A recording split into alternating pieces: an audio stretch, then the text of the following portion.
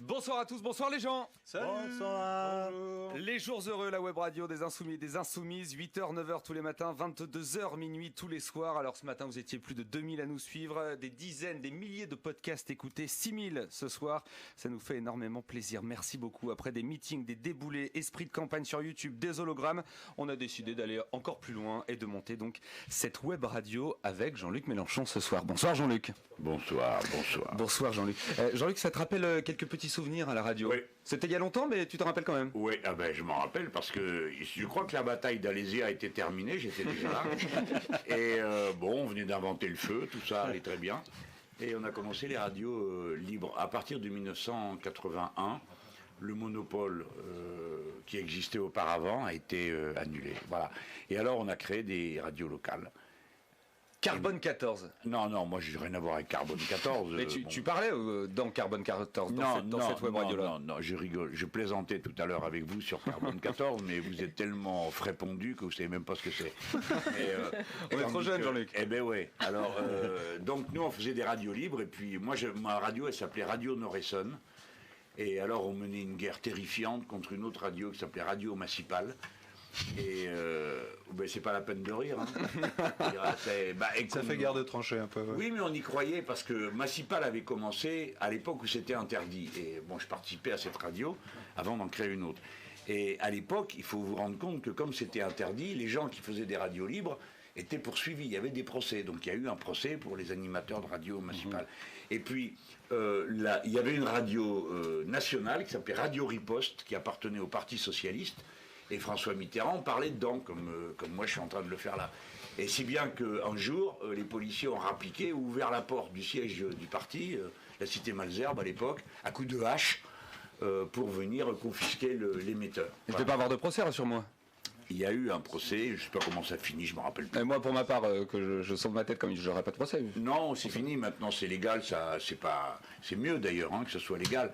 Bon, alors à l'époque, donc, on faisait des radios, et la mienne s'appelait Radio Nord-Essonne, et on avait un magnifique émetteur, et cet émetteur faisait, mes amis, voilà la catastrophe qui nous a coûté l'existence de notre radio, l'émetteur faisait des moustaches. Des moustaches, explique-nous ce que c'est sur les avions, enfin sur la tour de contrôle. Sur la tour de contrôle d'Atis-Mons, qui n'était pas très loin, et donc ça pouvait mettre en cause la sécurité des avions. À mon avis, c'est pas vrai, mais vous avez trouvé ce moyen de nous rabattre notre caquet.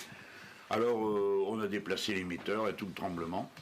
Et on a fait des radios comme ça, mais surtout ce qui est intéressant, si on veut revenir à l'idée de l'époque, c'était que on était dans une illusion. On croyait qu'il suffisait d'ouvrir les tuyaux et qu'à partir de là allait jaillir spontanément de la société quelque chose de radicalement neuf. Et c'est pas du tout ça qui s'est passé.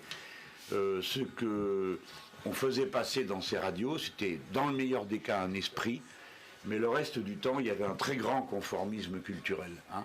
Et c'est là qu'on voit que ce n'est pas un réseau qui crée une action. C'est à peu près la même affaire qu'avec notre mouvement. Ce n'est pas la plateforme qui crée la France Insoumise. C'est la France Insoumise qui crée la plateforme.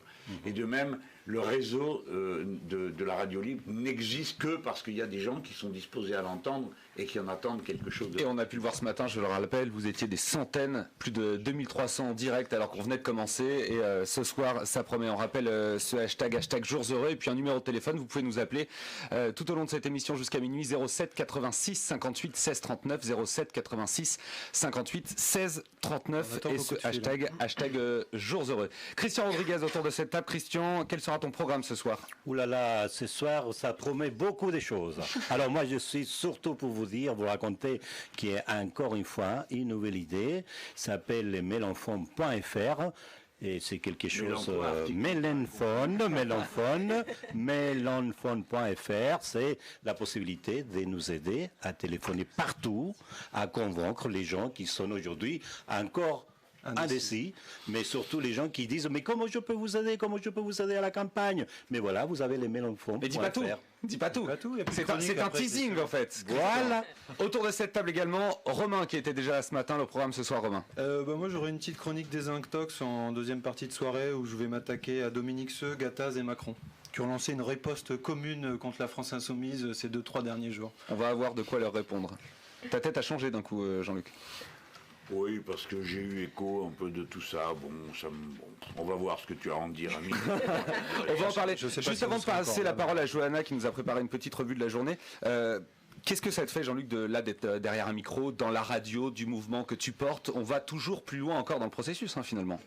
Oui, d'abord, me retrouver à la radio, c'est un exercice que j'aime. Je suis plus familier au contact avec un micro qui fait jouer la voix davantage que la présence physique, comme c'est le cas à la télévision. Ensuite, c'est un nouvel avant-poste de la bataille que nous menons, qui est une bataille intellectuelle. C'est une bataille dont l'enjeu, c'est la conscience des gens. Et ça, c'est magnifique que vous ayez eu cette idée. Je m'empresse de dire à la radio que ce n'est pas mon idée, c'est celle de votre équipe. Je trouve ça formidable. Et tu es un homme de radio, Jean-Luc. Tu sais pourquoi? D'Ivoire. Parce que dans tous les plateaux de radio où tu vas, lorsqu'on t'interviewe, tu es le seul homme politique à mettre le casque. Ça veut dire que tu es un homme de radio. Johanna, également avec nous. Il paraît que j'ai l'air ridicule avec ça sur la tête. Une fois, Besancenot s'est moqué de moi. Il a dit « Ah, ça lui va très bien comme chapeau. » Johanna, pour compléter cette belle bande de chroniqueurs ce soir sur la web radio des Insoumis, Jours Heureux. Salut Johanna. Que s'est-il passé aujourd'hui? Tu as passé en revue toute la presse et même plus. Tout à fait. Alors, aujourd'hui, on a pu découvrir des extraits des clips de campagne officielle des candidats aux élections présidentielles pour 2017, dont celui de Philippe Poutou avec ses danseurs. Mais je me suis attardée sur celui d'Emmanuel Macron, qui souhaite remettre le travail en marche pour remettre le pays en marche. Je le cite. En proposant de mettre en place une assurance chômage pour tous et d'ouvrir les droits à l'assurance chômage aux salariés qui démissionnent avec une forte contrepartie. C'est vachement excitant, hein. Là, il aborde le travail par celui qui sauve en démissionnant, c'est pas mal. Et il y a un petit son pour accompagner ce que tu viens de dire, Johanna. Qu'est-ce qu'il y a? Il y a un truc qui marche pas. Une contrepartie forte. On ne pourra plus refuser plus de 2 offres d'emploi décentes. Alors, lorsqu'il parle de refus de 2 offres d'emploi décentes, j'ai quelques questions sur les critères et priorités de chacun des Français qui sont différentes. Donc, comment Emmanuel Macron compte-t-il arbitrer ses modalités de salaire et de qualification? Donc, on est tous autour de cette table, on a tous plus ou moins eu des offres d'emploi différentes qu'on a pu consulter pour trouver un travail. Qu'est-ce que nous, on va chercher en priorité dans ces offres de travail? Est-ce que c'est par rapport à la distance? Est-ce que c'est par rapport au salaire? Est-ce que c'est par rapport justement aux heures de travail? Si c'est un contrat à temps plein ou à temps partiel? C'est quoi une offre d'emploi décente en fait? Jean-Luc, qu'est-ce que c'est qu'une offre d'emploi décente? Peut-être que en fait, chaque candidat a sa propre définition d'un emploi décent. C'est possible, mais d'abord on va dire que ce monsieur a encore inventé l'eau chaude, parce que ça existe déjà tout ce qu'il raconte. Et déjà il y a des problèmes de définition. Alors il y a des pays où ils ont été très loin, comme en Allemagne, où c'est un véritable talon de fer. La deuxième proposition, content, pas content, t'as dit non, c'est terminé, t'as plus tes droits. Bon, je pense que là, il n'a rien inventé de particulier, sinon qu'il essaye de faire entendre une musique. C'est ça qui me pose problème. La musique, c'est qu'au fond, les gens qui sont au chômage le seraient parce que ça leur plaît, ou parce qu'ils n'ont pas envie de travailler, etc., etc. Je trouve que je ne m'attendais pas à ça de lui, parce que je trouvais qu'il avait une attitude plus ouverte jusqu'à présent. Il faisait moins droite réactionnaire. Il l'a encore fait aujourd'hui, je trouve, d'ailleurs, avec... il a annoncé qu'il allait gouverner tout l'été par ordonnance, quand même. Et ça, c'est d'une violence inouïe, de commencer à réformer le code du travail pendant les vacances et par ordonnance. Celui qui critiquait le 49.3 par déni de démocratie, il va gouverner tout l'été par ordonnance. Et surtout que c'était le programme, en réalité, si vous vous souvenez, c'était le programme de M. Fillon au départ, et on avait tous dit, mais c'est incroyable, il avait même parlé de Blitzkrieg. Donc ça aussi, c'est un aspect très nouveau, je trouve nouveau dans l'aveu qu'il en fait, parce que M. Macron a eu une pensée économique plutôt de droite, on peut parfaitement le comprendre, ça fait partie des différentes propositions qui sont posées sur la table devant le peuple français. Mais là, il y a un côté scrogneux, quoi. Les gens qui, au bout de 2 emplois, vous n'êtes pas d'accord, et part plus d'indemnité. Deuxièmement, je vais gouverner par ordonnance pendant l'été. C'était la fameuse Blitzkrieg de M. Fillon. Et ça touche, il faut bien s'en rendre compte, le code du travail, c'est la vie quotidienne des gens. Parce que les gens travaillent ou demandent à travailler, et le contrat de travail, c'est l'unique situation où un citoyen se trouve en situation de subordination. C'est écrit dedans. Donc c'est pas rien. C'est le moment où on reconnaît qu'on est subordonné à quelqu'un d'autre. Donc ce vocabulaire montre qu'il oriente sa campagne pour essayer de siphonner les voix de M. Fillon. Alors pour la petite histoire, vous savez que Macri en Argentine, il a fait exactement pareil. pendant l'été. Il était élu avant l'été, les gens, ils sont venus, ils se sont fait lire très rapidement. Macron, c'est Macri, c'est pas Macron. Macri en Argentine, d'accord. Tu as l'accent, des fois, je ne sais pas quelle langue. Macri, c'est l'Argentine. Et lui, il a fait exactement comme ça pendant l'été. Il a détruit tous les codes de travail. Tiens, hier, par les infos internationaux, on a vu la manif fortement réprimée des corps d'enseignants, des commerces, etc., là où les emplois, ils sont complètement détruits. Alors nous ne sommes pas pour une assurance de chômage, nous sommes pour créer des emplois, quand même. Et c'est ce que porte l'avenir en commun. Tu as une voix à la radio absolument incroyable, tu vas nous faire craquer quelques personnes, je pense.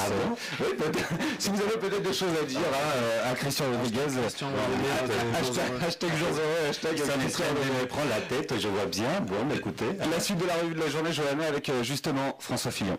Un flash casserole pour François Fillon. Mediapart affirme que Pénélope Fillon a touché des fonds publics dès 1982 et non depuis 1986, tandis que Marine Le Pen fait à nouveau polémique avec ses déclarations. Selon elle, la France n'était pas responsable de la rafle du Vélodrome d'hiver en 1942 à Paris, au cours de laquelle plus de 13 000 juifs avaient été arrêtés à leur domicile par des policiers et des gendarmes français. Jamais qu'une réaction. Oui, ça c'est compliqué parce que on se demande pourquoi elle fait ça. Parce que c'est jeter une grenade dégoupillée. Il y a des moments de l'histoire de France qui sont très douloureux. Il faut donc les manier avec précaution. Apparemment, elle a un point d'appui.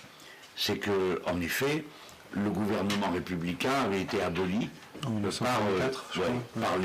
par sa famille politique. Il ne faut quand même pas perdre ça de vue. C'est-à-dire par le maréchal Pétain, à l'époque maréchal encore, et une majorité de la Révolution nationale, qui ensuite ont été les collaborateurs avec l'ennemi. Paris était dans la zone occupée par les Allemands. Mais traditionnellement, on disait la République n'est pas responsable puisque la République a été en quelque sorte abolie par le vote qui donne des pouvoirs spéciaux au maréchal Pétain. Pour autant, ça paraît incroyable de dire, écoutez, on est au courant de rien, personne n'est responsable de rien, c'est pas vrai. C'est la police parisienne qui, à l'exception de quelques agents héroïques qui ont aidé des juifs à se sauver, c'est la police parisienne qui a procédé à la rafle. Ouais. Et c'est une rafle terrifiante, car tout le monde est mort, il faut quand même se rappeler de ça. Il n'y a que quelques personnes qui ont survécu à cette rafle. Donc, moi, je pense que ça ne sert à rien de provoquer une polémique sur un sujet pareil, parce que tout ce qui a l'air de dire qu'on n'est pas au courant et que personne n'est responsable, alors ça, c'est pas admissible. Pour ma part, j'ai fait un discours pendant la période du gouvernement Jospin à la commémoration de la rafle du Veldiv, et je vais le remettre en ligne sur mon blog. Alors, qui est coupable? Eh bien, certainement pas la République, puisque elle avait été abolie. Mais la France, c'est absolument incontestable. Et quand je dis la France, je pense à tous les lâches qui ont accepté de faire cette basse besogne, et que ça fasse réfléchir tous les autres. Nous sommes tous responsables individuellement des actes que nous posons. Et il y a un devoir naturel d'insubordination quand un acte est illégitime ou va contre la profondeur des droits humains. Ceux qui ont arrêté les Juifs et les ont ramassés à cette époque-là sont des criminels, et je ne leur pardonne pas. Il y a, sur cette indignation-là, il y a aussi une sorte de tropisme du Front National qui, à chaque fois qu'il panique un peu, revient à ses thèmes d'origine, j'ai l'impression aussi. Il n'y a pas un peu de ça? Moi, je ne sais pas penser à leur place. Je vois bien qu'il y a une espèce de quelque chose de très profondément malsain. J'espère vraiment de tout mon cœur, quelle que soit la forme que cela prend, que les Français en finissent avec ça. C'est insupportable. De donner l'image, cette image de la France, qu'il y ait 20% ou 25% représentés par des gens pareils. C'est pas là. À mes yeux, ce n'est pas l'image qu'on peut donner de notre pays, si violente que soient les polémiques qu'on peut avoir par ailleurs entre droite et même des gens très à droite. Mais pas ça, quoi. Pas cette manie morbide de revenir toujours sur les thèmes racistes, antisémites. Vous savez, on tourne autour, ils n'osent pas dire les choses. Bon, je trouve que c'est très mauvais pour le pays. Voilà pour cette polémique, et il était important que Jean-Luc tu y répondes. Une note plus légère peut-être de ce qu'on a pu voir passer dans la journée. Johanna, moi j'ai pu relever que Emmanuel Macron, en voulant citer Audiard, a cité, tenez-vous bien, Chevalier Las Palais. Au lieu de prendre une citation d'Audiard, il a cité Chevalier Las Palais. Hashtag Jean Heureux pour réagir à ça, ou nous donner la citation exacte. Audiard, etc. Voilà, quelqu'un qui se mettait comme le candidat de la culture. Il y en a qui ont essayé, ils ont eu des problèmes, très exactement. Les médias, tout le monde a rigolé. J'adorais le dessin du Monde, parce que d'abord ça parle de moi, je déteste Plantu. Non, mais c'est lui qui fait le dessin, c'est pour ça que je le cite, alors que bon, moi je déteste Plantu, il a eu un prix de la liberté d'expression du Qatar, pour moi quelqu'un qui a 10 000 euros de prix de la liberté du Qatar, donc c'est bon qu'on repasse à autre chose. Mais bref, le dessin là, il est rigolo, parce qu'on voit Monsieur Trump, c'est une salle toute grise, on voit juste sa mèche blonde, et il dit, alors il regarde la télé, il dit quoi, Mélenchon à 19%? Comment Mélenchon à 19%? Il va pas savoir qui c'est. Ah, Mélenchon à 19%. Chaque soir, je vais vous donner une petite phrase et puis on va faire un fil rouge entre vous, chers chroniqueurs et chroniqueuses, pour savoir qui se tient bien au courant de ce qui se passe dans les médias. Qui a signé cette déclaration d'engagement? C'est très facile pour une première, c'est un point offert, je vous l'offre. Je m'engage à soutenir publiquement le ou la candidate qui sera désignée à l'issue des élections primaires citoyennes et à m'engager dans sa campagne. Johanna. Manuel Valls. Bien, Manuel Valls, je pense. Voilà, Manuel Valls. Bon, Johanna, en même temps, je crois qu'ils l'ont tous dit, ils sont tous barrés. Johanna, tu auras donc le premier point de ce fil rouge hypocrite. Et si vous avez des idées de questions à donner à nos chroniqueurs, hashtag jours heureux. On va revenir quelques petites minutes sur l'événement d'hier. Plus de 70 000 personnes étaient réunies sur la Canebière sous un soleil, signe d'espoir et de victoire, avec ce petit son d'ambiance tout d'abord pour vous rappeler déjà de bons souvenirs.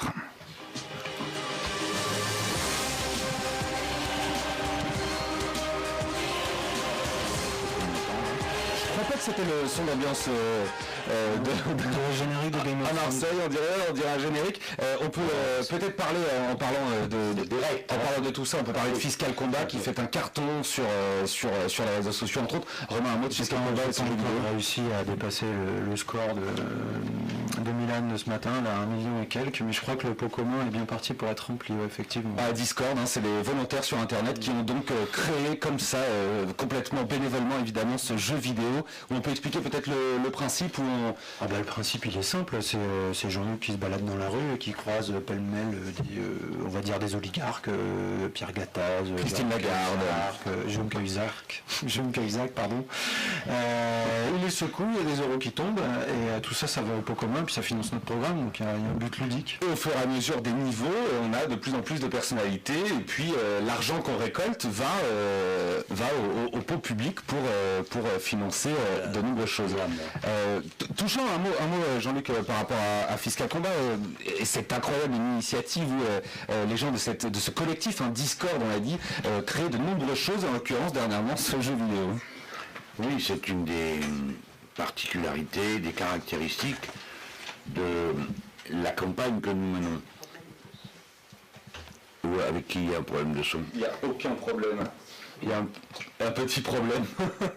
Je vous l'ai dit, c'est une web radio. Il n'y a pas de problème,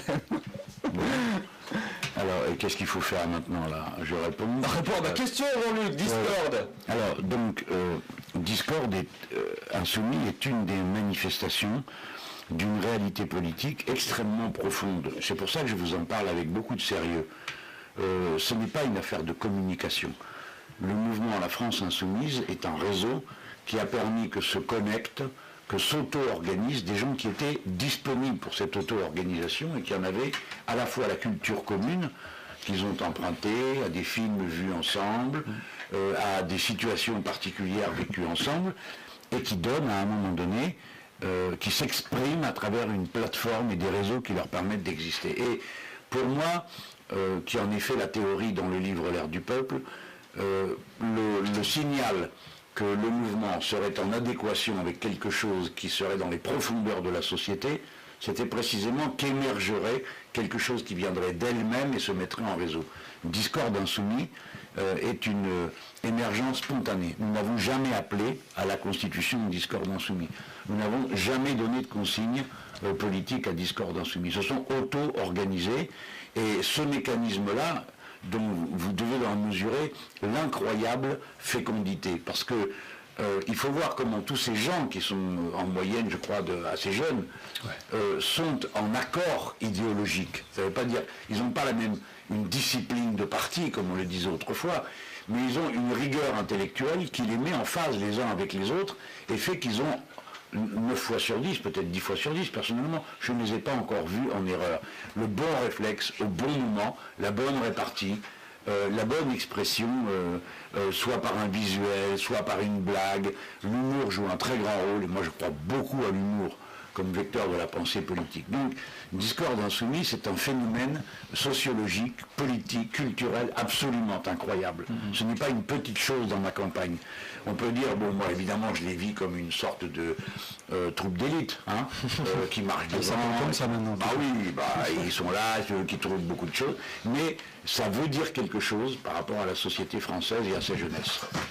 Oui, on va saluer l'ensemble du groupe Discorde et ce collectif. Vous viendrez nous voir évidemment chaque soir. La porte est ouverte si vous faites partie de ce groupe Discorde. Et puis un petit mot rapide, on s'excuse, vous êtes très nombreux, peut-être un peu trop finalement à nous écouter ce soir, puisqu'il y a quelques petits soucis avec le son. On va essayer de réparer ça au plus vite, mais c'est vrai qu'on est un petit peu dépassé par les événements. Vous avez été très nombreux ce matin, vous l'êtes encore plus en ce moment, donc il y a un petit problème de serveur, c'est vrai, on s'excuse, 1000 excuses, on ne vous attendait pas si nombreux déjà pour cette deuxième émission, mais tout va rentrer dans l'ordre, c'est promis, et vous pouvez continuer de râler auprès de moi, hashtag j'ai tatu, c'est de ma faute, je prends tout, c'est pour moi, il n'y a aucun problème, c'est de ma faute. 07 86 58 16 39, on vous prend un téléphone dans une demi-heure, allez-y, l'antenne sera à vous. Je le disais, on va revenir sur Marseille où près de 70 000 personnes se sont réunies sur la Canebière pour cet incroyable meeting à ciel ouvert, synonyme d'espoir et de victoire, là où tu étais en 2012, pas au même endroit mais dans la même ville. En tout cas, Jean-Luc, est-ce qu'on a un petit son peut-être pour se rappeler et se remémorer l'ambiance sur la Canebière? C'était donc hier.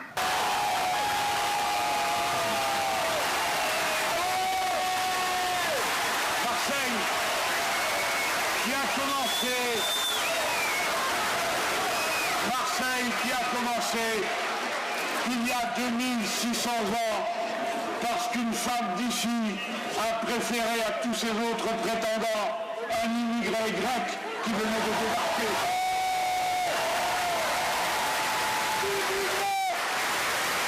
C'est bien que leurs ancêtres, les Gaulois,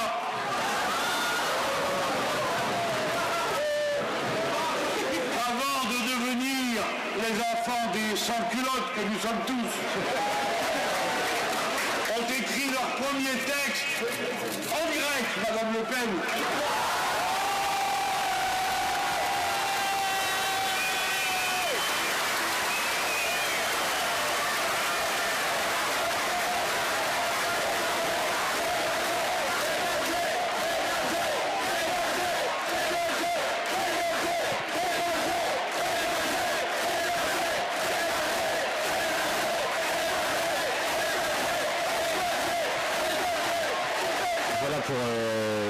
Quelques-uns de tes mots. En tout cas, Jean-Luc, j'ai eu le privilège, l'honneur, tout ce que tu veux, d'introduire ton meeting avec Sarah Soigny, une pure souche marseillaise.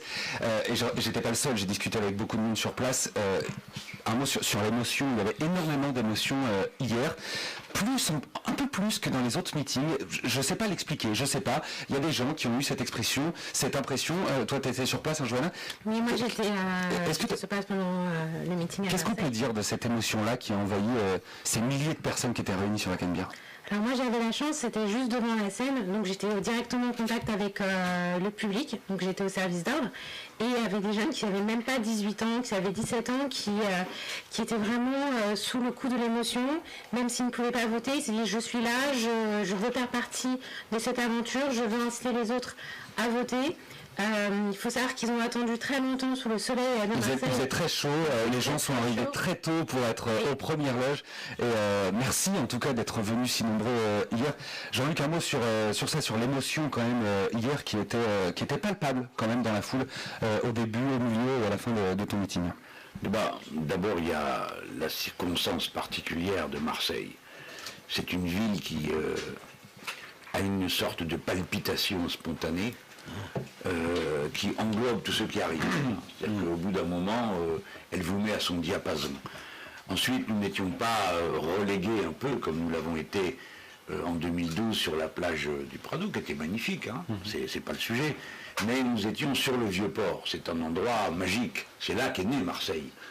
Et quand on parle de Marseille, on parle d'une ville qui a 2600 ans. Hein. Donc, vous savez comme moi que ces choses-là continuent à travailler le présent. Et en face, nous avions la Canebière. Et bon, tout ça, ça crée déjà une magie des lieux et des gens qui sont là. Ensuite, Marseille est une ville bigarrée. Et moi, je ne peux parler que de l'émotion que je ressens, puisque, jeune pied noir rapatrié, je suis arrivé à la gare Saint-Charles dans le processus de la cohue du rapatriement. Mais je ne me suis jamais bien trouvé dans ma vie que dans ces populations mélangées, puisque je viens d'une ville qui était le mélange par excellence, la ville de Tanger. Maintenant, quand j'ai eu à prendre la parole, j'étais pénétré de l'importance du moment. Pour deux raisons. La première, parce que j'étais comme vous, je ressentais, je ne sais pas la nommer, on ne sait pas toujours mettre des mots sur les choses, l'émotion qui se dégageait du grand nombre qui était là, et puis parce que en 2012 déjà, ça avait été extrêmement émotionnant. Les you-you qui étaient montés de la salle de la plage. Moi j'avais évoqué les questions de cette immigration permanente qui est le bord de la Méditerranée, où c'est les mêmes qui tournent en rond depuis 3000 ans. Hein. Et ils changent de nom suivant l'endroit où ils se trouvent, mais c'est toujours les mêmes. Et bon, le discours de l'époque avait joué son rôle, parce que nous étions peu de temps après l'abominable massacre déclenché par Mera. Et moi j'avais fait l'apologie du fait qu'on vive ensemble et toutes nos origines et à la gloire du métissage. Et on m'en avait tenu rigueur et on m'a fait toutes sortes de procès après sur le sujet. Je ne retire rien de ce que j'ai dit ce jour-là, à condition qu'on veuille bien me lire ce que j'ai dit et pas transposer ma pensée dans les cas d'hommes. Alors moi je me disais, je viens... Qui fait ça? C'est les Le Pen, ils avaient pris un bout de ma phrase où je racontais le rôle qu'avaient joué les Arabes et les Berbères au milieu des autres. Hein. J'avais parlé des Grecs, de tout ça. Et je rappelais la contribution absolument extraordinaire à l'histoire de la pensée et de la mer Méditerranée, des Arabes et des Berbères, donc qui ont maintenu les maths, la pensée, la philosophie, quand les autres avaient coulé, quoi. Bon, c'est chacun son tour, autour de la Méditerranée, apporter le poids de la bêtise ou de l'intelligence. Bon. Et là, bon, on doit mentionner ça, parce que ça fait partie de notre histoire. Et alors là, je m'étais dit, j'ai rendu service à mon pays, parce que... Et là, me voilà à Marseille, alors ils étaient tous en train de me tomber sur le dos avant. Alors, je ne veux pas sur l'épisode, il est fatigué, mais bon, c'était sur, est-ce qu'il va redire la même chose que la dernière fois, ou bien est-ce qu'il a changé d'avis? Est-ce que maintenant, tout d'un coup, alors vous savez, ce bruit dégueulasse qui a couru sur moi, bon, j'aurais changé d'avis sur le regard que je porte sur l'humanité, enfin bon, bref. Et moi, je me suis dit, j'oublie tout ça, j'oublie toutes les polémiques. Comment, en parlant, je peux me rendre utile à un moment particulier de notre histoire? Et la chose qui m'est venue à l'esprit, c'est les morts de la Méditerranée. Et voyez-vous, la chose dont je suis le plus fier, c'est la minute de silence qu'on a organisée ensemble. C'était magnifique. Ça, c'est le peuple français. 70 000 personnes sur la Canebière à Marseille se sont tues le temps d'une minute pour rendre hommage aux morts en Méditerranée. Comment on fait pour Je pense pas que ça se décrète pas. Enfin, je sais pas, Jean-Luc, évidemment, de te répondre. Ça se décrète pas. Marseille, c'est... Et d'où ça vient surtout cette idée? Il faut se laisser habiter par une situation. C'est très curieux ce que je raconte là, ça va peut-être vous paraître étrange, mais il faut se sentir habité par un rôle, une mission. La parole, pour moi, est un art sacré. C'est-à-dire, à un moment donné, on parle et on parle pour les gens qui sont là. C'est-à-dire pas à leur place, hein, mais tu mets en mots et tu dis et tu te tiens en pensant comment eux voudraient se tenir et dire les choses pour qu'elles soient belles comme ils les ressentent.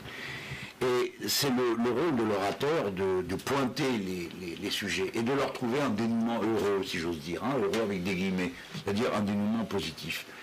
On ne peut pas faire un discours devant la Méditerranée quand on en fait l'apologie et oublier qu'il y a 30 000 personnes qui sont mortes en l'espace de 15 ans et qu'il y a des pauvres gens qui attendent leurs gosses. Donc ce truc m'a envahi, habité, et je me suis dit, qu'est-ce qui serait beau et grand que fassent les Français, ceux qui sont là. Qu'est-ce qu'ils pourraient faire, qui manifestent qu'ils ont compris et qu'ils ont de la douleur. Bon, alors voilà, ça m'est venu comme ça, et je fais souvent confiance à mon instinct dans ce genre de situation, parce que j'ai mon âge, j'ai vécu beaucoup de choses, et il y a des choses, je sais qu'elles sont plus fortes que nous tous, peu importe qui a provoqué cette minute de silence, en l'occurrence c'est moi, mais le plus important, c'est pas moi, c'est ceux qui se taisaient. 70 000 personnes se sont tues donc pendant une minute. Il y a Chris du 42 sur Twitter avec ce hashtag Jours heureux qui dit fils d'immigrés espagnols. Je comprends l'émotion de Jean-Luc et on était tous impressionnés hier par cette minute de silence et par cette effervescence populaire. Écoutez. Moi je trouve que c'est ce qui est bon, c'est qu'il a envie de se lever le matin mais continuer son programme, son envie de se battre. Et je trouve ça beau. C'est dur de se lever le matin avec la motivation. Bravo, monsieur Mélenchon. Bravo, monsieur Mélenchon. Voilà ce qu'ils ont dit. Un joli accent à propos des accents. Oui, c'est très beau ça. On a eu quelques annonces d'ailleurs pour Christian Rodriguez et son accent, si vous voulez encore. Si vous voulez son 06, n'hésitez pas. Jean-Luc, une réponse à ce monsieur. Non, j'ai rien à dire. Mais vous le savez, qui c'est Christian, vous? Christian Rodriguez? Oui, qui est à côté de moi. Allez, Christian, raconte-nous ton histoire. Non, c'est moi qui vais vous la raconter. Christian, il avait 16 ans. Il avait 16 ans et il était un militant du mouvement de la gauche révolutionnaire au Chili. Il a été arrêté et torturé. Et il est ressorti de ça. Et je l'ai connu à ce moment-là. Il était le plus jeune réfugié politique qu'on avait à Massy. À Massy, où il y avait un foyer de la CIMAD. Et ensuite, il a continué toute sa vie, une vie de combattant politique. Et avec, dans des métiers qui sont des métiers sociaux, voilà. Je voulais quand même que vous sachiez que la vie est pleine de gens comme ça qui ont marché aux avant-postes et qui sont restés fidèles. Tout le monde n'a pas trahi sa parole, vendu son cœur et ses tripes. Il y a des gens qui sont restés comme ça dans le combat. Et je suis tellement content de le retrouver, j'ai pas le malin là, parce que je parle de lui. C'est quand même le chef là-dedans. Après, j'étais membre, je peux le dire maintenant, j'étais membre plus ou moins officiel du MIR, c'est-à-dire du mouvement de la gauche révolutionnaire. C'était des gens très courageux. Ils luttaient contre Pinochet et ils avaient déclenché une méthode qui était celle de la guérilla urbaine. Alors au début, on les aidait. Et puis un jour, on a compris que cette méthode ne nous menait nulle part. Parce que c'était les nôtres qui se faisaient tuer comme des mouches. Et chaque fois qu'on intervenait, le prétexte était donné aux militaires pour en tuer encore d'autres. Moi j'ai perdu comme ça plusieurs amis très chers. Et ça m'a définitivement guéri contre les stratégies de lutte violente. Personnellement, je n'ai jamais eu à y participer, sinon qu'à approuver intellectuellement. C'est pourquoi je me sens impliqué dans cet épisode. Mais ça ne nous a mené nulle part. Et quand on a vu éclater des révolutions populaires dans le Maghreb, chaque fois qu'on est sorti du moment où les gens allaient manifester avec les gamins, chaque fois qu'on est allé sur les armes, c'est terminé. Nous ne pouvons jamais gagner, parce que ce n'est pas nous qui avons les armes, ce n'est pas nous qui avons l'argent, et que ceux qui se précipitent les premiers au combat sont les plus politisés, les plus dévoués, ils meurent les premiers, et ensuite on reste sans cadre. Donc vraiment, moi le message, si j'en ai un à passer dans la jeune génération, ceux qui se posent des questions de fond sérieuses sur les formes de la lutte pour transformer la société, c'est pas cette méthode-là, elle ne nous mène nulle part. Je ne le dis pas par sensiblerie, je le dis rationnellement, pas comme ça. Aussi longtemps que tout le monde est vivant, on peut convaincre. Aussi longtemps que tout le monde peut venir, on peut discuter. À partir du moment où apparaissent les armes et la violence, c'est fini. Le dernier mot vient au plus violent. Que ce soit dans une manif de rue ou que ce soit dans une lutte politique. Et c'est la raison pour laquelle tu as fait ton discours autour de la paix hier à Marseille. Je sais pas qui est l'animateur de cette émission, mais bon courage pour reprendre, hein, du coup. Non, mais je vais vous raconter quelque chose, c'est que ça s'est passé, ça fait très anodin comme ça, mais pour moi c'était terrible quand les petits d'Antenne 2, là, comment ils s'appellent, les journalistes... David Pujadas, au cœur de l'émission politique, il les sort à Jean-Luc. Ça veut faire de vous n'êtes jamais coupé des droits de l'homme, vous n'êtes jamais... En silence, c'est à ces moments que j'ai voulu sauter de l'estimable et aller les chercher, parce que c'est vraiment, c'est les pires des trucs que j'ai écoutés. Ouais. Jean-Luc, il a sauvé des vies, il est parti à chercher partout, il s'est baladé partout en Amérique latine, au moment où on nous tuait. Et je me souviens, bon, on a plein de choses à dire, mais je lance une très bonne occasion. Mais Jean-Luc Mélenchon, c'est quelqu'un qui a été les premiers hommes à sauver. Je vais lancer un défi à l'équipe qui programme les invités tout au long de cette soirée, ces matinées. Invitons David Pujadas sur cette émission. Je serais ravi de l'interviewer si tu nous entends. Voilà, Julie qui s'occupe de la programmation va donc inviter David Pujadas. David Pujadas, vous êtes cordialement invité sur la web radio des Insoumis et des Insoumises. Christian, tu vas garder la parole. Oui, Jean-Luc. Il est capable de venir. Hein. Ah, mais qui vienne. Avec plaisir. Christian. On parle d'une nouvelle, comment dire, initiative, une nouvelle fois, le Mélenphone. Qu'est-ce que c'est que le Mélenphone et à quoi ça sert? Mais vous êtes dingue de mettre mon nom comme ça partout, Mélenphone, mais ça n'existe pas. Ça, qu'est-ce que c'est? Ça vous a pas trop... Moi, j'ai l'impression de dormir avec toi et de me réveiller avec toi en ce moment. Je ne sais pas si c'est encourageant pour moi. Les Mélenphone.fr, c'est encore une innovation dans la campagne. Hein. C'est en fait un système où chacun de nous peut prendre l'initiative de téléphoner à quelqu'un. Hein. Et c'est branché sur glm2017.fr et vous allez et vous écrivez Mélenphon.fr et là vous avez l'occasion de tomber sur une plateforme qui nous aide à participer pour convaincre à tout le monde qu'aujourd'hui il est dans l'abstention. Oui, donc c'est quelque chose de très important pour nous d'aller vers ces publics qui disent mais qu'est-ce que je fais, comment je peux participer, je veux aider à la campagne, etc. Mais Mélenphon.fr, c'est une nouvelle outil qui est déjà c'était pas mal utilisé. Vous pouvez vérifier vous-même ce soir et aller faire cette expérience et aller nous aider pour convaincre. Alors même si on n'est pas trop pour la compétition dans le mouvement, mais l'idée c'est que aussi tous les appels soient répertoriés et que le premier se batte avec le deuxième, etc. pour passer le plus d'appels possible. Et sur la plateforme c'est assez efficace. Et puis on fait ça juste à partir d'un ordinateur, quoi. Donc voilà, on appelle via internet. C'est sur le glm2017.fr, rubrique le Mélenphone. Chez vous, à l'école, à l'université, partout, vous pouvez se brancher de votre. Et comme quoi, encore une fois, chacun à son niveau peut participer à la campagne et rejoindre la campagne, c'est une belle campagne de la France Insoumise. Je vous le rappelle, dans moins d'un quart d'heure, on vous prend au téléphone pendant 1 heure 07 86 58 16 et juste après, parce qu'on me cache le numéro de téléphone, 39 07 86 58 16 39, hashtag jours heureux. Et puis cette web radio, c'est aussi l'occasion de vous présenter toutes les personnes qui portent ce mouvement et qui font de la France Insoumise au quotidien comme Romain. Salut Romain. Moi c'est Maxime. Toi c'est Maxime. Allez, première garde de la soirée, je m'en vais. Je vais te virer ce soir, voilà, je vais te virer. Pardon, excuse-moi Maxime. Maxime, déjà, présente-toi, qu'est-ce que tu fais exactement au cœur de la France Insoumise au quotidien? Alors, donc j'ai 27 ans et je suis le graphiste principal de la campagne et je m'occupe principalement des visuels, que ce soit les affiches, les logos, les tracts. Donc tu es un maniaque de la souris, Photoshop et compagnie. Alors non, je travaille à la tablette graphique. À la tablette graphique et sur les visuels que vous pouvez voir sur l'ensemble des réseaux sociaux, c'est donc toi qui les fabrique et qui les modifie. Exactement. Alors après, je suis pas tout seul parce qu'il y a un énorme travail à produire, puisque on est très présent sur les réseaux sociaux. On a donc beaucoup de visuels à produire au quotidien.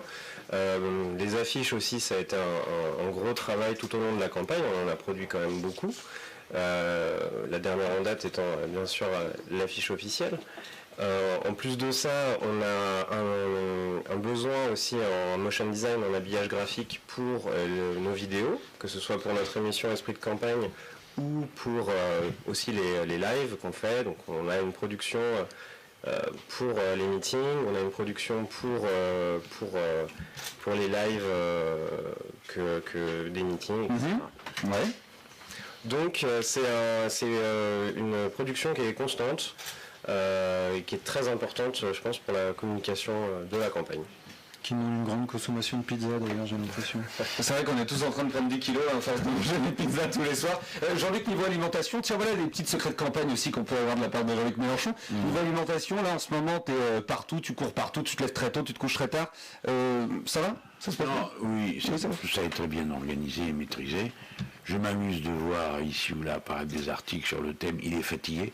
Alors il faut quand même que je vous raconte ça, c'est que je me trouvais à Châteauroux et la disposition de la salle était extrêmement enveloppante autour de l'orateur.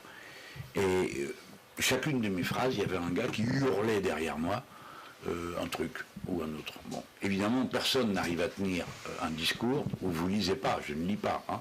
Je fais mon discours en étant interrompu toutes les phrases par quelqu'un qui crie. Donc j'ai essayé de trouver une formule sympa, qui soit pas trop brutale, pour lui dire il faut arrêter ça, quoi, c'est bon, quoi. Et alors, je suis très fatigué, je perds le fil de mes idées, ce qui n'est pas faux, mais du coup, ça a donné une prise. Alors, je suis fatigué, je retrouve, je suis très fatigué ailleurs, et maintenant je suis fatigué d'être fatigué, il est question que de ma fatigue. Tu nous le confirmes, tu n'es pas fatigué, on a pu le voir hier. Normalement, tout le monde imagine que tu es fatigué. Bien sûr.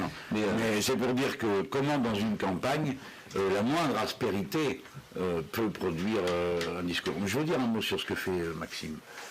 Les campagnes, vous imaginez que j'en ai connu pas mal. Depuis 2012, et en tout cas celles-ci, ont des caractéristiques qui sont radicalement nouvelles par rapport à toutes celles du passé.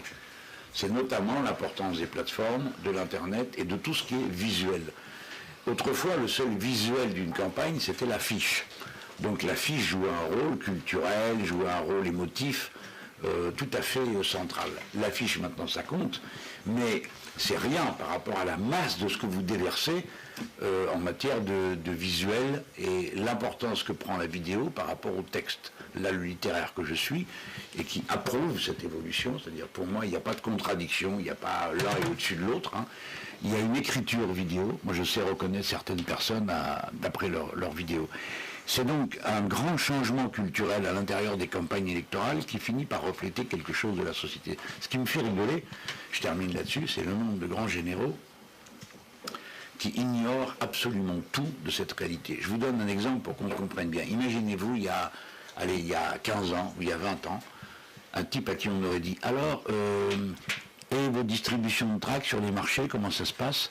Et le gars aurait dit « Distribution de quoi ?»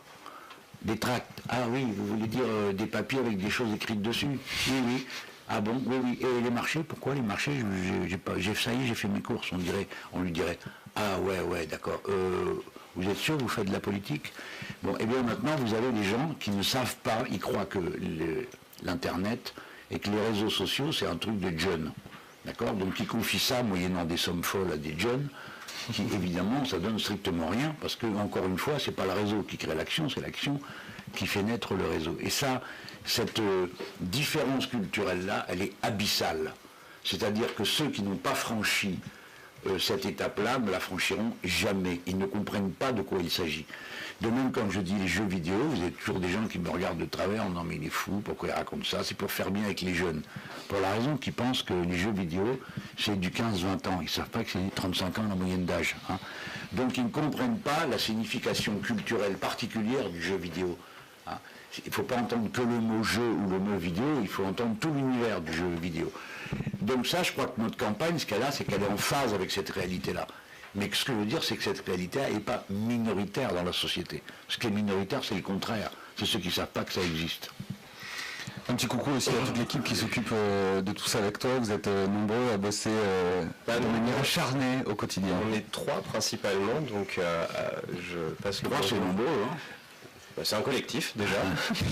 Donc je salue Jacques et Adeline qui m'épaulent au quotidien dans cette tâche. Et puis en plus de ça, on a quand même des bénévoles, et y compris les gens du Discord, qui nous produisent quand même beaucoup de contenu, en particulier pour les réseaux sociaux. Donc encore une fois, merci à eux. Bien, dans moins de 10 minutes, ça y est, l'antenne vous sera ouverte. 07 86 58 16 39. Il y a encore quelques tout petits soucis avec le son, sans excuse. Je vous le rappelle, vous êtes extrêmement nombreux à nous écouter ce soir. Alors forcément, les serveurs ne sont pas habitués à une telle masse de personnes qui nous écoutent. On est en train de rétablir ça petit à petit. Encore merci d'être avec nous. Ça, c'est pas vrai, c'est que vous savez pas manier les manettes. C'est tout, on va pas raconter des conneries avec le serveur. Ouais, Guillaume, t'es démasqué. Je pose le casque et je m'en vais. À la Giscard. Oui, bah du coup, tu m'as un peu perturbé, Jean-Luc. Leïla Chabi vient de nous rejoindre. Leïla, une des porte-parole de Jean-Luc Mélenchon. Ça va, Leïla, t'étais avec nous ce matin. Entre-temps, t'es allé faire un travail de conviction sur le terrain. Ça s'est bien passé? Ça s'est bien passé. Là, on est à fond dans la préparation de l'atelier des lois sur le logement qui a lieu vendredi soir. Voilà, l'atelier des lois. Peut-être on va en redire un mot pour les gens qui nous écoutent ce soir et qui n'étaient pas là ce matin. Ouais, alors en fait, comme vous le savez, il y a le programme L'Avenir en commun. Il y a tous les livrets thématiques qui enrichissent, développent tel ou tel thème du programme. Et moi, j'étais chargée du livret thématique sur le logement, mais il y a des livrets thématiques sur plein de thèmes. Enfin, je vous invite à les consulter sur le site JLM 2017. Et maintenant, après les livrets thématiques, on s'est mis au travail sur les ateliers des lois qui ont pour but de transformer toutes nos propositions en projet de loi. L'atelier des lois, c'est donc vendredi. Donc celui sur le logement, c'est vendredi, mais il y en a eu sur l'eau, il y en a eu sur l'ubérisation, il y en a plein, enfin allez voir la liste sur livrets thématiques, puisque les livrets thématiques, je vous le rappelle, approfondissent tous les sujets du programme L'Avenir en commun, diffusé à plus de 260 000 exemplaires. Jean-Luc a demandé la parole, la passe. Sur ce sujet, c'est une question très sérieuse. Le processus que nous mettons en route, que nous appelons un peu pompeusement révolution citoyenne, c'est récupération du pouvoir par les gens. La méthode de la campagne procède de l'esprit de la révolution citoyenne. C'est-à-dire vous avez un programme qui donne un cadre, puis il y a un livret qui est fait par toutes sortes de gens qui sont des experts dans la société. Quand je dis expert, c'est aussi bien un responsable associatif qu'un scientifique. Des gens qui maîtrisent et connaissent le sujet dont il est question. Voilà. Et ensuite, on passe à la phase qui est la plus délicate et la plus intéressante politiquement, c'est l'atelier législatif que vient d'évoquer Léla. C'est-à-dire là, c'est les gens du commun qui viennent et se mêlent de faire la loi. Bien sûr, c'est une campagne électorale, mais il faut se dire que demain, si nous l'emportons, le gouvernement du pays se préparera profondément en amont par ce type de méthode. C'est très difficile à concevoir aujourd'hui parce que nous sommes dans une société habituée à l'obéissance et à ce que les choses arrivent d'en haut et viennent vers le bas. Et non pas à ce que chacun se trouve assez naturellement impliqué à faire quelque chose. Par exemple, quand vous êtes locataire ou quand vous êtes copropriétaire, vous avez l'habitude d'aller à des réunions de locataires ou de copropriétaires. Ça ne vous paraît pas étrange de prendre des décisions concernant votre cité. Là, il s'agit de la même chose. Il s'agit de provoquer cet état d'esprit d'implication dans les affaires de la cité. Bien sûr, ça ne peut pas être tout le temps. Mais il y a tant de choses à reformater dans ce pays que, je le redis, on ne peut pas le faire d'en haut. En haut, on peut prendre des décisions, mais s'il n'y a pas le mouvement qui vient de la société elle-même, ce qu'on fait ne sert à rien. Voilà. J'ai eu l'occasion, mes amis, de vivre plusieurs grands changements politiques et de voir à chaque fois le changement, en quelque sorte, s'enliser, se refroidir. Saint-Just disait pendant la Révolution de 89 que la Révolution se refroidissait. Bon, eh bien, pourquoi? Parce qu'il n'y avait pas cette implication populaire. Et on peut avoir une implication populaire qui se fait sous une forme tranquille. On n'est pas obligé de faire des barricades pour participer à la transformation de la société, d'accord? Ça peut être des choses aussi simples, aussi ouvertes que, de discuter de comment on voit le logement pour l'avenir. Si vous avez regardé, tout le monde se moque d'eux, de la nuit debout. Vous vous rappelez de ça? Bon, c'est pas si vieux que ça. Et tout le monde se moquait pas. Non, mais bon, bien tout le monde se moquait pas. Dans la bonne société, ça se faisait d'en rigoler, il parle, parce que là, il parlait beaucoup. Mais c'est un collectif qui s'est organisé entre eux, en fait. Il s'est peut-être même rigidifié à certains moments. Mais en attendant, ça témoignait de ça, de la capacité, de la volonté de la société de se mettre en mouvement. Et se mettre en mouvement, ça ne veut pas dire forcément tout bazardifier. On va te libérer dans quelques petites minutes. J'en avais marre, quoi, je n'osais pas le dire. Ah non, mais tu vas rester avec nous jusqu'à minuit. Non. Jean-Luc Mélenchon a donc décidé de rester avec nous jusqu'à minuit sur la radio des Insoumis. Jean-Luc, le programme à venir, là on rentre dans la campagne officielle depuis hier soir minuit. Un agenda surchargé avec un travail de conviction et encore des meetings, puisque mercredi nous serons à Lille, toute l'équipe, nous serons à Lille. Tiens, j'ai une question. Justement, vu que je suis nordiste, je me demandais un peu comment, alors à Marseille, on sent qu'il y a une émotion particulière. Qu'est-ce qu'on ressent quand on va à Lille et dans la région Nord-Pas-de-Calais? En plus, vous avez milité là-bas. Oui. Pas loin de chez moi d'ailleurs. On a beaucoup d'idées préconçues sur le Nord. Évidemment, pour un homme comme moi, c'est une région qui parle d'abord la langue ouvrière. Hein, c'est d'abord ça que ça symbolise. Même si ça n'est pas que ça, le Nord, c'est bien d'autres choses, mais quand même, c'est ça qui est la culture. Donc, vous savez, j'ai milité pendant une campagne législative dans Hénin-Beaumont, qui est le cœur du bassin minier, avec l'histoire terrible qui est celle du bassin minier, parce que là, ces pauvres gens, c'est un endroit incroyable. Le plus grand accident industriel de l'histoire de France, 1300 morts à Corrières. Corrières, je sais pas. La mine de Corrières. Faut que je parle plus fort, désolé. Et on disputait de savoir si c'était Corrières ou Liévin. Ensuite, 2 fois la guerre mondiale, le front a été là-bas. Ensuite, on a eu la silicose. Ensuite, on a eu l'amiante. Enfin, vraiment, les gens ont souffert, mais galéré. Et puis, les traces de cette souffrance sont encore là, parce que ce sont toutes ces femmes qui ont perdu leurs hommes très tôt. Ils avaient 38, 40 ans, et ils mouraient comme des malheurs divers qui s'abattaient. Alors ça, c'est un peu une situation un peu extrême, qui est celle du bassin minier. Et puis après, il y a l'incroyable richesse que ce coin de France a produit pendant des générations. C'est eux qui ont fait tourner la boutique. Hein. Alors c'est ça, je sais que je parle à l'endroit où... Alors plus moi, ça s'ajoute mon cinéma personnel. C'est le point de départ du mouvement ouvrier en France. Du mouvement ouvrier organisé, c'est Jules Gued qui est du coin. Donc moi je vais aller là-bas, je vais parler du capital et du travail. Hein, parce que je sais que les gens savent de quoi je parle et qu'il n'y a pas besoin de faire 10 démonstrations. Ils comprennent. Donc c'est ça dont on va traiter. Avant ça, ce soir, je dois terminer mon poste parce que je tiens mon blog, comme vous le savez. Chaque semaine, je sors un poste. Là, je dois le terminer. La journée, je vais aller, mercredi, je vais aller visiter une nouvelle bibliothèque. Je ne vous ai pas à vous en dire plus là. Mais ça sera la journée de mercredi. Voilà mon emploi du temps. Leïla ? Oui, Guillaume? Non, tu voulais rajouter quelque chose ce matin, toujours pas avec moi. Chaque fois que tu donnes mon parole. Si tu veux, je peux te raconter des trucs. Rendez-vous à Lille, donc c'est à 19h, si je dis pas de bêtises. Est-ce que quelqu'un peut m'aider sur l'horaire de Lille? 19h à Lille, oui, 19h30 au Grand Palais à Lille, donc avant d'aller ensuite à Dijon. Il va falloir à Toulouse. Il faut qu'ils se mobilisent bien parce que je crois qu'il y a 10 000 places qui sont préparées et si on fait moins, c'est pas bon pour moi quoi, et ni pour la cause concert. Et si on fait plus, on poussera les murs, il y a de quoi. Ça va être un moment fort de la campagne. Je vous rappelle les gens qu'on est à maintenant une petite quinzaine, toute petite, bien mouillée du premier tour. Hein.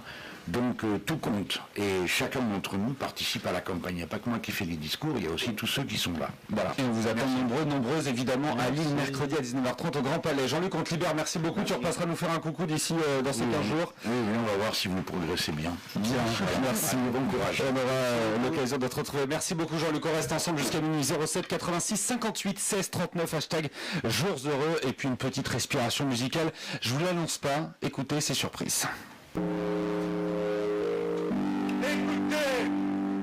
Écoutez-vous tous, cette clameur qui monte de l'Europe.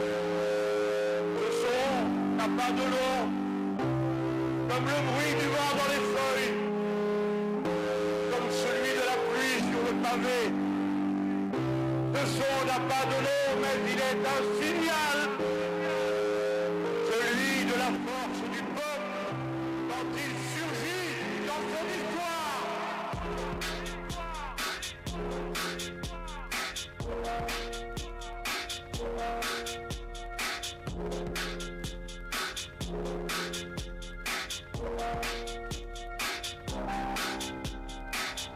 Notre peuple a été divisé.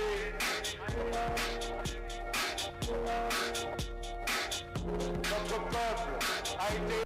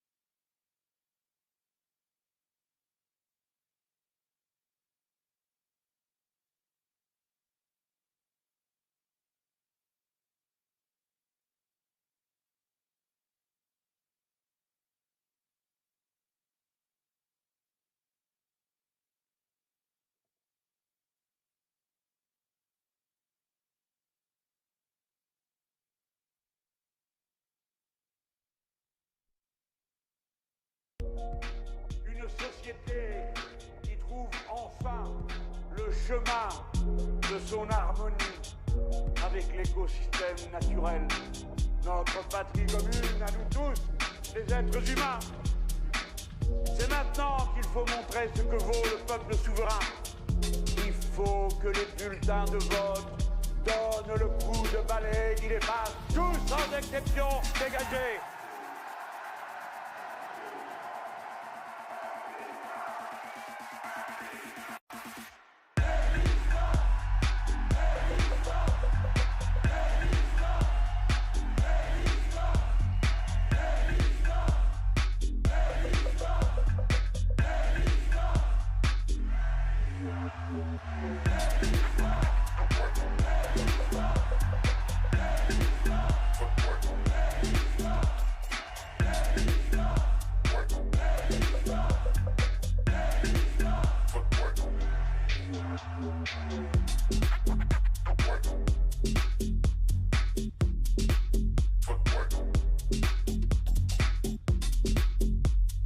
Liberté, égalité, fraternité.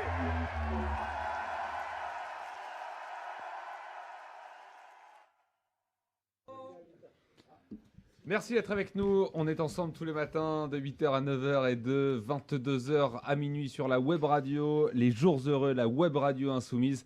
Quelques petits problèmes encore à régler avec le son, mais c'est promis, ça ira. Parfait, parfait. Très Là, il y a bien. un tweet qui dit sur le hashtag Jours Heureux, parfait le son maintenant. Ouais, Ah, mais c'est bravo, peut-être parce qu'il bravo. n'y avait que de la Jean-Luc musique. est parti et le son va Il y a- mieux. c'est pas- 07 86 58 16 Non, 39. bah voilà, le son est ok maintenant. Bon. Bon, voilà. Si vous avez des commentaires ou des critiques à nous faire pour cette web radio, allez-y. Vous le savez, on est très ouvert. Hashtag Jours Heureux. On va faire le challenge des Insoumis. Chaque soir, on va vous prendre au téléphone. Quelques petites questions. Et puis, si vous répondez bien aux questions, eh ben, on vous enverra quelques cadeaux. On a des t-shirts, des mugs, des top bags.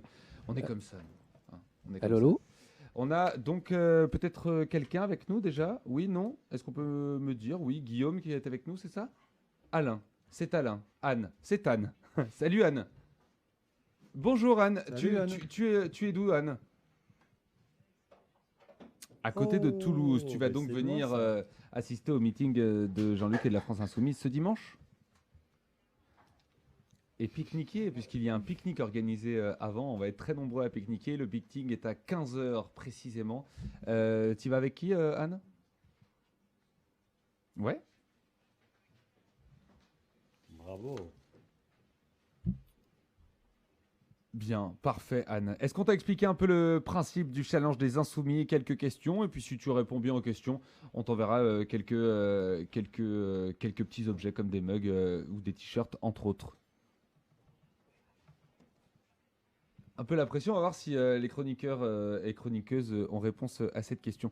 Où Jean-Luc Mélenchon a-t-il dit, je cite, « Ce ne sont pas des bêtes qui disparaissent, ce ne sont pas seulement des mondes qui s'engloutissent, c'est une manière d'être un être humain qui disparaît. » Où l'a-t-il dit? Où l'a-t-il dit? Allez, quelques propositions. Indice. On peut lui donner un indice? Allez, Outre-mer. facile. Autre mer, autre mer. Outre. Outre-mer, pas outre-mer. Oh, mais je parlais de l'autre mer. Christian, il a un Allez, accent l'autre. quand il parle, mais il a un accent quand il l'entend aussi. Parce que ça vient, ça revient, ça revient. C'est ça. Allez. Une proposition, Anne? Presque. Ah non, presque pas du tout. Presque du tout. Ouais. Alors, attends. Autre outre-mer. Je vais aller Guyane et réviser, Tunis aussi, ouais. je vais aller réviser ma géographie parce que voilà, je t'ai donné un autre indice, c'est pas du tout à La Réunion. Mais, Mais outre-mer quand même. allez, alors. Allez, on va. Il y a quoi d'autre en outre-mer? Faut réviser la géo. En outre-mer, il y a quoi d'autre à part la Réunion? Bon, c'était au Ah. Lamentin en Martinique. Martinique. C'était en Martinique. Mais tu peux te refaire, tu peux te refaire. Tu peux te refaire encore, Anne, tout est possible. Combien y avait-il de manifestants à la marche du 18 mars, selon le journal Le Parisien?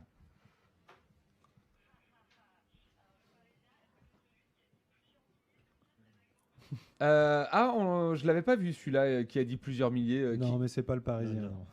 Ah, c'est vrai, quelques milliers, oui, il n'était pas du bon côté, il n'était pas à la bonne place, à mon avis. Non, ils ont donné un chiffre, mais beaucoup, bien en deçà du nombre de ce qu'on était. Non. Allez, c'est moins. Un tout petit peu moins. Un tout petit peu plus. On va y arriver. Hein. Ouais. Bravo. Premier point pour Anne. Anne, j'ai une troisième question pour toi et ce sera la dernière. Quelle est la signification du triangle rouge sur la veste de Jean-Luc Mélenchon? C'est le symbole porté pour ceux qui ont été déportés. Les quoi? Oui. Ceux qui ont été déportés, mais lesquels Lesquels, oui. Exactement. Ouais, allez, les militants communistes qui ont été déportés pendant la Seconde Guerre mondiale. Bah voilà, Anne, écoute, 2 sur 3, on va t'envoyer un petit truc. Bravo. Qu'est-ce que tu veux, Anne? Dis-nous, la boutique est ouverte. Je vais me faire taper sur les doigts, moi. Un tract. Super, merci. Oh là là, le rêve vous est fourni et vous est offert par Laïla Chabi ce soir. Vous voulez quoi? On vous offre un tract. Ouais. Non, il y a des mugs, il y a des t-shirts, il y a des tote bags. Tu as dit quoi, Anne? Est-ce que tu veux pas un tote bag Ken Stenson de Mélenchon, par exemple? Bon, voilà. Allez, on va faire comme Fun Radio ou Énergie. Tu sais, les mecs qui t'offrent un CD, t'es obligé de gueuler ouais, merci beaucoup, Énergie. Alors que c'est juste un CD, voilà, tu nous dis juste merci, ça ira donc pour ce soir. Ah non, on va t'envoyer ça très vite. On va prendre tes coordonnées hors antenne. Et puis on va t'envoyer le tote bag de ce qu'on t'a dit, ok? Salut Anne. Et donc on te dit rendez-vous évidemment à Toulouse à 15h dimanche prochain et pour le pique-nique bien avant d'ailleurs. Salut Anne, passe une bonne soirée. Salut Anne. Salut.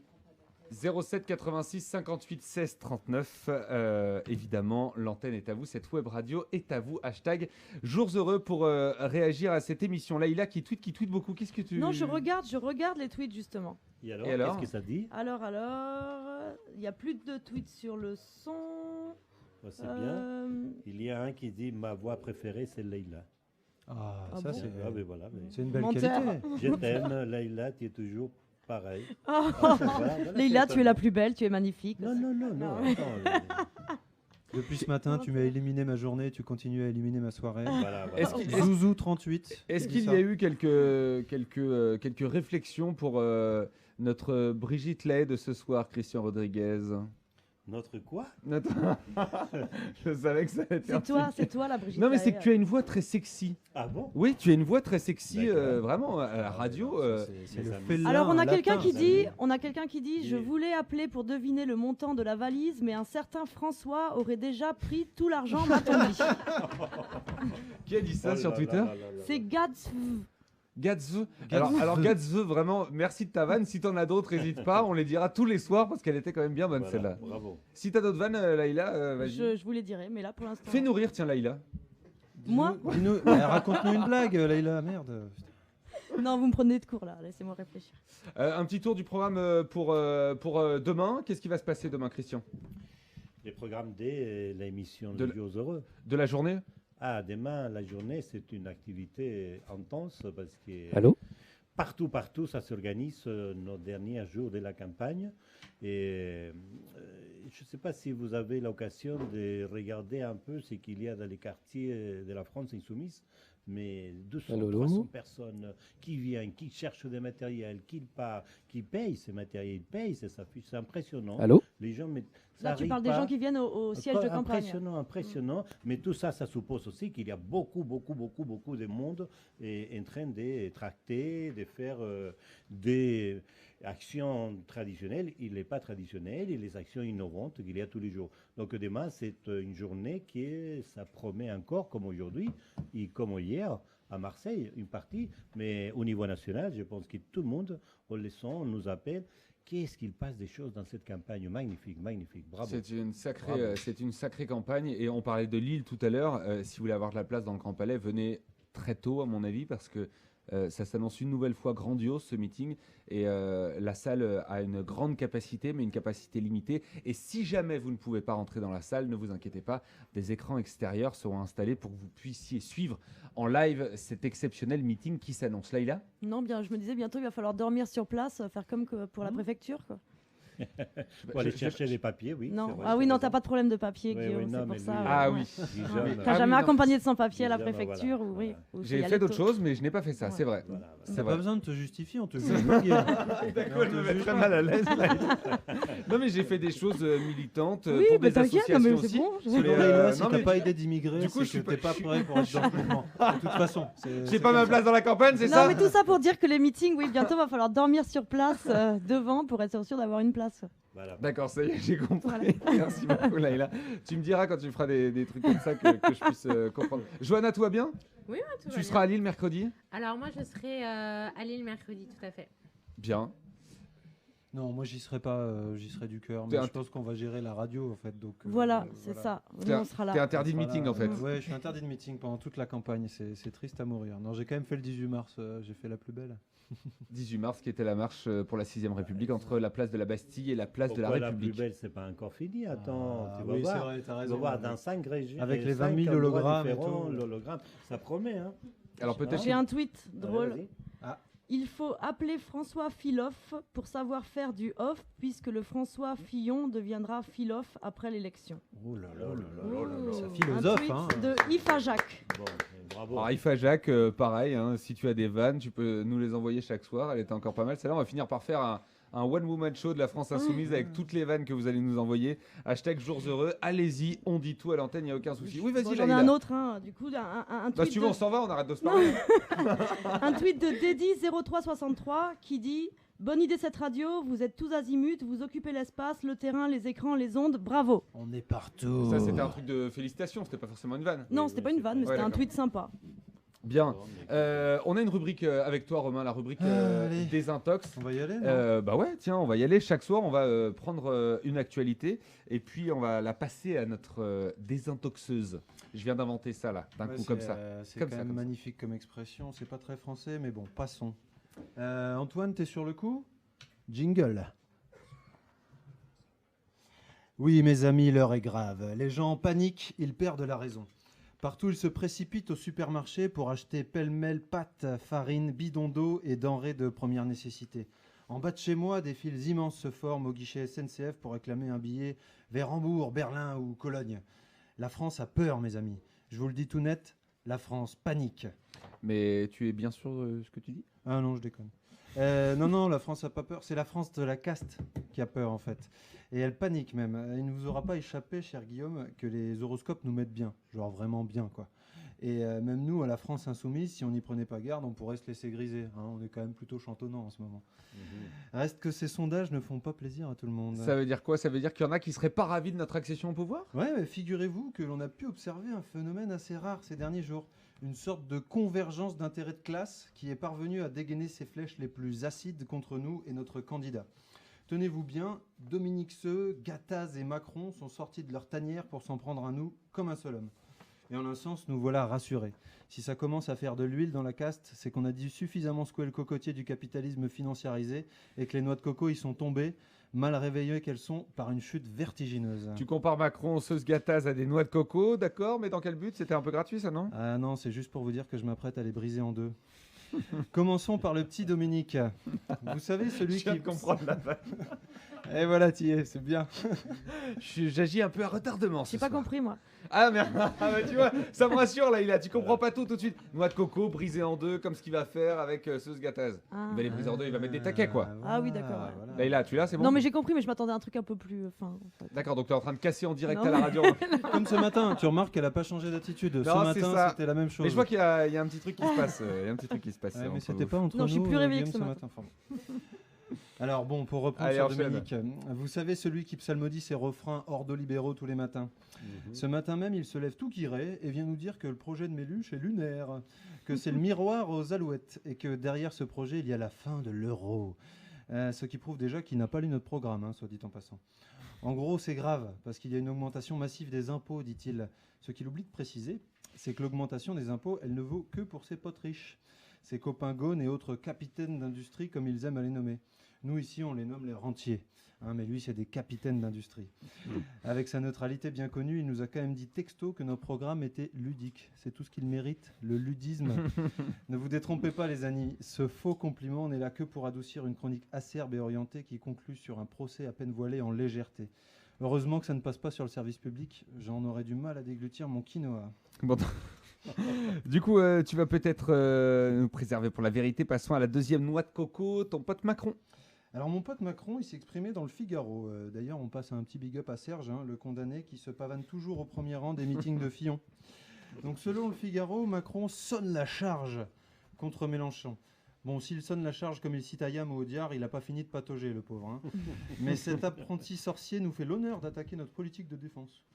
Mais viens Manu, viens, on attend que ça, que tu nous attaques là-dessus. Si la paix que propose Jean-Luc, c'est de désarmer la France, dis-tu, de manière unilatérale, devant celles et ceux qui nous attaquent, très peu pour moi. Bon, si sortir de l'OTAN, cela veut dire se désarmer, cela veut dire une seule chose, c'est qu'il était plus occupé à reluquer sa prof de français plutôt que de l'écouter. Et enfin, tu nous as gardé le meilleur pour la fin, Romain. Alors, monsieur Pierre Gattaz est ressorti du bois, non sans sa fameuse glande lacrymale. Il est venu tout pépère, posé, voter Mélenchon, Le Pen ou Hamon, ce qui nous a dit c'est ruine, désespoir, désolation et pauvreté généralisée. Il aurait pu rajouter la pluie de sauterelles, ça aurait été exactement la même chose. Et il rajoute, prenez les dépenses publiques qui vont augmenter de 175 milliards avec Mélenchon. Mais qui va payer ? Ben, je te le dis Pierre, c'est toi qui vas payer, toi et tous tes copains. On vous rappelle votre pins là, que vous avez mis là, avec les 1 million d'emplois, je veux 100 milliards, etc., etc. Et qui les a payés ? C'est nous. Et ben cette fois-ci, c'est vous qui allez passer à la caisse.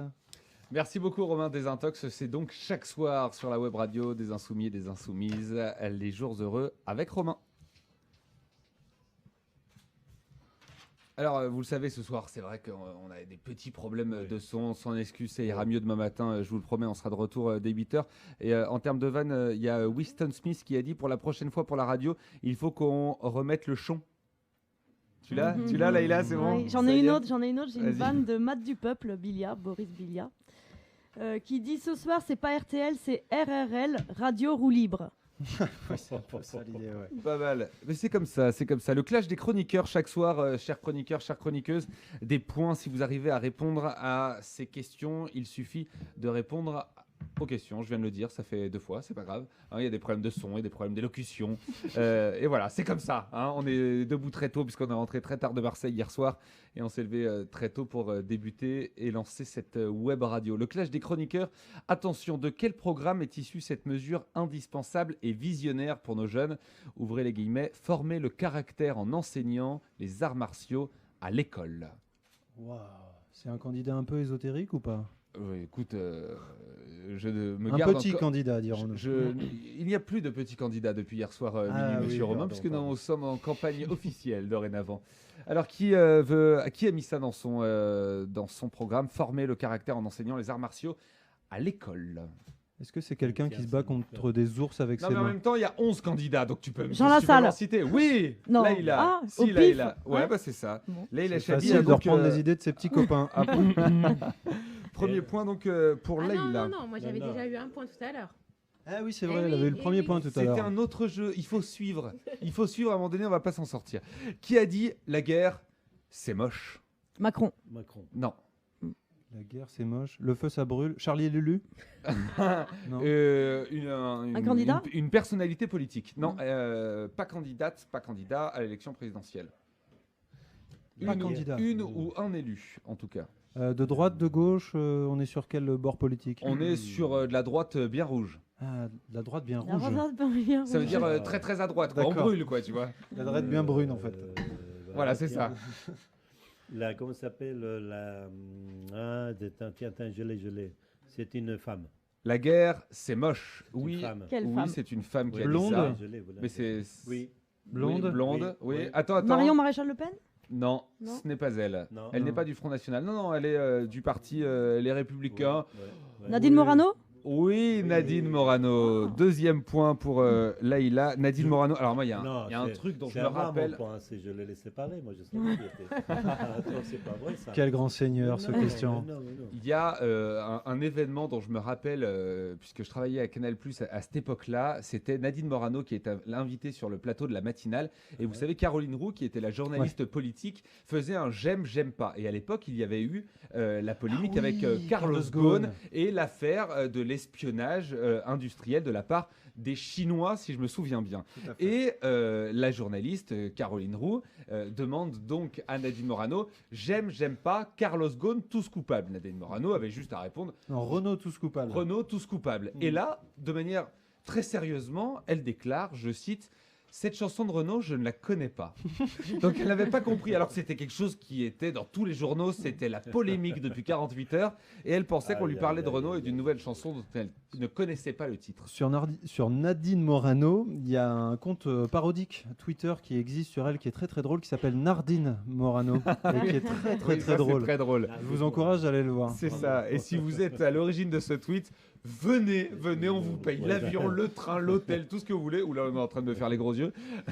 On se cotisera, mais venez dans cette émission. On vous veut absolument. Donc pour l'instant, Laïla vous a tous tués. Hein. Il y a 2-0-0-0.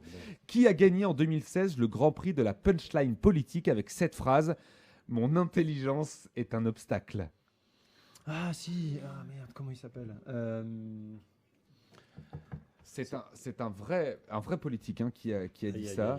Enfin, en tout cas, il a des responsabilités. Je ne sais pas si c'est un vrai politique, mais il a des responsabilités. C'est pas Alain Juppé ? Mon intelligence est un obstacle. Non, ce n'est Nicolas pas Sarkozy Alain Juppé. Non plus. Non, ce n'aurait pas pu être un obstacle, très clairement. Un peu plus brillant que je pense. Attends, si, le mec qui a fait un bouquin avec 170 000 propositions, là, Bruno Le Maire, non ? C'est pas ça ? Oui, Romain. Et il y a donc 2 points pour Laïla, 1 point pour Romain, 0 pour Johanna, mais tu as eu un autre point dans un autre jeu. Et Christian, il y a 10 ans. Je partage avec ma copine. Ah bon ? Oui, je sais pas que tu es d'accord pour partager ? Je partage avec elle, je les donne. Bon, allez, oui, mais on est des partageux, nous. Ouais, c'est ça, on partage ici, il n'y a pas de souci. On a quelqu'un donc au téléphone. Bonsoir. Alors c'est la surprise, je ne sais ni d'où tu viens, ni comment tu t'appelles, ni pourquoi tu nous appelles. Je ne sais rien, l'antenne est à toi, on t'écoute. Et si tu dis des conneries, eh ben on te coupe le micro, voilà. Ouais. Ah, Grenoble. 19 ans. Ok.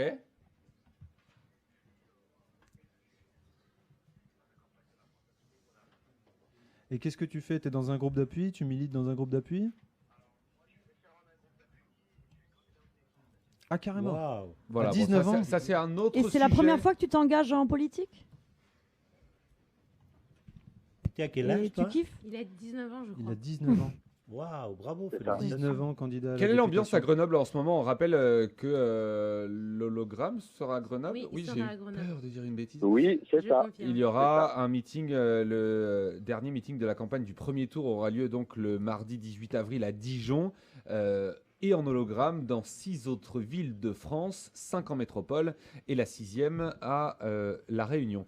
Du monde de prévu déjà pour se rendre à Grenoble le 18 avril, t'as ? Alors, il y a déjà des milliers de personnes qui disent qu'ils vont participer sur l'événement Facebook.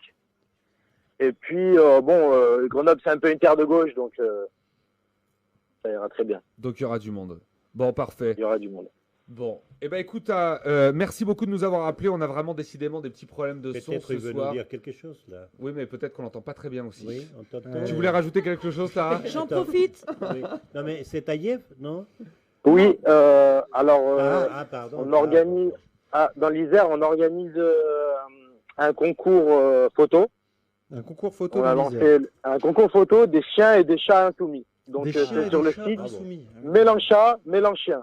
Ah, d'accord. Et ça consiste en quoi ? Chacun ramène son chat et son chien et vous prenez des photos ? Alors chacun fait une photo de son animal de compagnie à côté, j'en sais rien, du programme. Non, mais on a l'impression d'être sur la radio de devant Jean Mélenchon devant la télévision et le balance sur Twitter #Mélanchat, Mélanchien. Ah. Et il y a le site Mélanchien, Mélanchat. Et donc il y aura un gagnant. Écoute, ça tombe bien parce qu'on ne savait pas comment faire voter la communauté des gens qui sont fans des chiens et des chats. Et voilà, on a trouvé donc un nouveau levier de communication. Putain, on est plein de ressources. On n'a pas fait de livrets animaux, bien que la cause animale est une cause qui est largement défendue par Jean-Luc Mélenchon. Mais il n'y a pas de livret thématique sur les animaux. Je me trompe ? Sur la souffrance animale, en même temps, on sait qu'il y a quand même un paquet de véganes qui soutiennent la candidature de Jean-Luc Mélenchon. Ah, j'en connais plein dans mon groupe d'appui. Je pourrais profiter pour passer un bonjour à mon chien qui s'appelle Gizmo. Ah, c'est mignon. Voilà. Gizmo nous écoute. Voilà, Gizmo, coucou Gizmo. Voilà. Il met 3 chats aussi à la maison. Voilà. C'était un coucou des insoumis. Tu fais très bien le chien, Guillaume. Voilà. Mais moi, j'adore les animaux. Alors, Gizmo, toi qui m'écoutes ce soir, coucou. Voilà. Alors, attendez, vous savez le principe dans cette émission, à tout moment, on peut enregistrer un jingle. Hein, on va faire des jingles. Ce matin, il y a une demoiselle qui nous a appelé. Elle nous a parlé en Italie, en italien, en Italie. Elle nous a parlé en italien. On va faire un jingle. Est-ce que tu peux nous redire ça? On va bien t'enregistrer. Je vous demande vraiment de faire silence pour qu'on puisse enregistrer et puis faire un jingle, hein, Christian. Sur mon Gizmo? Oui. Oh, Gizmito, tu es où? Ah, voilà, je pense à toi ce soir. Bisous, mon Gizmo. Bien. Et la cause animale, c'est pas seulement pour dire comme ça. Hein. Tara, tu voulais rajouter quelque chose? C'est Tara? Oui. Oui. Tu voulais rajouter quelque chose, Tar? Bah écoutez, il y a un engouement massif pour cette campagne. Les jeunes, ils sont à fond. Et j'aimerais remercier toute la France Insoumise et Jean-Luc Mélenchon parce qu'elle nous a réconciliés avec la France. Bien. C'est beau et je crois que tu n'es pas le seul dans ce cas-là. Merci beaucoup du côté de Grenoble, Tara. Et puis on se voit donc le mardi 18 avril par hologramme. Enfin, Jean-Luc te verra par hologramme. Allez. Salutations insoumises. Salut. Et bonjour et bonsoir à tous les insoumis et insoumises de Grenoble. Bien, désolé pour le son, les amis insoumis et insoumises, pour cette soirée qui était un petit peu compliquée. Mais voilà, c'est vrai, on vient de débuter aussi la radio. Et vas-y, Laïla. Non, c'est parce qu'à propos de son, en fait, j'ai un tweet de Milan Prado qui dit « On fait toujours plus d'audience sans son que Hamon ». Oh oui. Bravo. Bien, on va se quitter un peu plus tôt que prévu. Le son était pas terrible. En tout cas, sachez que l'émission en podcast avec le son ira beaucoup mieux. On va s'occuper de ça tout de suite. On va vous mettre ça sur les réseaux sociaux et on se retrouve demain dès 8h jusqu'à 9h et dès demain aussi de 22h à minuit. Laïla? Non, j'ai un autre tweet de Winston. Sinon, nous, on va partir, on va laisser Laïla. Non, mais un dernier pour la route, Winston Smith qui dit « Légalisation du cannabis ce soir sur Jours Heureux ». C'est dans le programme en tout cas, ouvre les livrets. Il y a rien encore, hein. On est relativement sain ce soir, il y a rien encore, mais si tu es de passage, n'hésite pas à venir, on te donnera l'adresse avec grand plaisir. Allez, merci à tous, on se retrouve demain dès 8h pour les jours heureux dans la web radio des insoumis et des insoumises. Merci beaucoup et à demain, ciao, salut, bravo tout le monde. Bonne soirée.